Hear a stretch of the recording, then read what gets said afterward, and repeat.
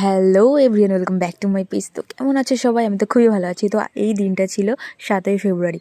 বাজারে একটু কাজ ছিল, তো সেখান থেকে ফেরবার সময় না খুব আইসক্রিম খেতে ইচ্ছে করছিল। তো একাই খেতে খেতে চলে আসলাম। বাড়ি এসে দেখি যে একটা পার্সেল চলে এসেছিলো। এটা অর্ডার করেছিলাম, একটা পারফিউম। এটা ফার্স্ট টাইম অর্ডার করেছিলাম, আমার খুব ভালো লেগেছিলো। যেহেতু খুব একটা ট্রেন্ডে চলছিল ইউটিউবে, দেখে আমার খুব ইচ্ছে হলো অর্ডার করি। একসাথে দুটো পারফিউম ছিল গাইজ। এই যে নিউড কালারের পারফিউমটা এতটা সুন্দর গন্ধ, এতটা সুইট, আমার না খুব ভালো লেগেছে।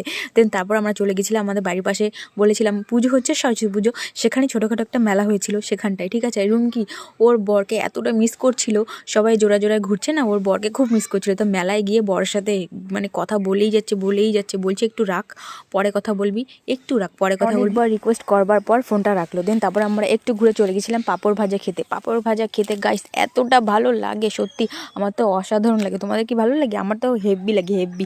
আমরা ওখানে 4 থেকে 5 জন ছিলাম, খুব মজা করেছি জানো তো। যেই কদিন মেলা হয়েছে না, প্রত্যেকটা দিন গেছি, প্রত্যেকটা দিন এনজয় করেছি। তোমাদের কাছে তো প্রত্যেকটা দিনের ভিডিও আমার দেওয়া সম্ভব হয়নি, তাই যতটুকু পেরেছি ততটুকুই করেছি। পাঁপড় খাবার পর আমরা চলে গেছি পিঠের দোকানে। গাইস পিঠে খেতে কে না ভালোবাসে বলো? কিন্তু আমি কিছু পিঠে খাই, কিছু খাই না। সবার তো আর এক রকমের পিঠে ভালো লাগে না। বাট এইখানে না 2 রকমের পিঠে ছিল, যেটা সত্যি খুবই ভালো ছিল। একটা হচ্ছে গুড়ের ভাপা পিঠে, আর একটা হচ্ছে পাটিসাপটা।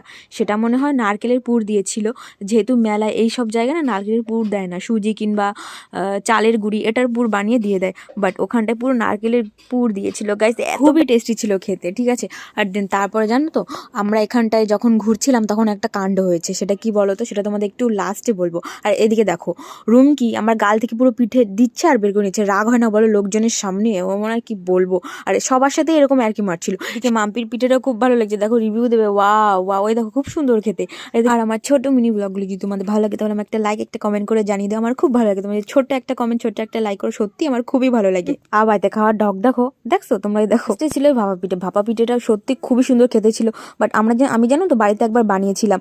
বাড়িতে না কেমন একটা লেগেছিল, আমার কাছে গুড় ছিল না, আমি বাতাসা দিয়ে বানিয়েছিলাম, কিন্তু কি খেতে ভালো হয়েছিল, কিন্তু একটা দলা পাকিয়ে ভাব ছিল। আমার কাছে সেই স্টিম করবার কিছু ছিল না, তো তার জন্য হয়তো এরকম হয়েছিল। আর এদিকে দেয় কাকুর দোকানে গিয়ে হাত মুছছে লুকিয়ে দেখে না, ঠেঙিয়ে লাল করে দেবে বলে দিলাম। আর এদিকে লাস্ট ওর হুজুক উঠলো যে জাম্পিংয়ে উঠবে। আমরা এখানে অনেকেই ছিলাম, অনেক রিকোয়েস্ট করার পরে উঠালো না। তারপরে আমি চলে গেলাম বেলুন ফাটাতে। আমি না একটা ফাটিয়েছি, দেখো কি খুশি, তাই না? কি পেয়েছি জানো তো? একটা নবরত্ন তেল। 20 টাকা চারটে গুলি ফাটিয়ে আমি 2টো ফাটিয়েছি, আর এদিকে মাম্পি 2টো ফাটিয়েছে। ঠিক আছে, আমি একটা পেরেছি, তার 20 টাকার বদলে 2 টাকা নবরত্ন তেল। তারপর আমরা একটু ঘোরাঘুরি করলাম। ঘোরাঘুরি করার পরে এদিকে আমার বান্ধবীর হুজুক উঠলো যে ওখানে মাঠের মাঝখানে রিলস বানাবে। ঠিক আছে, ওদিকে আমার মা চলে এসেছিলো, দেখে বলছি বন্ধ করো। তো কি হয়েছে, মাঠের মাঝখানে করছিস? আমি আছি, সবাই আছে। আমার মা তো কি হয়েছে,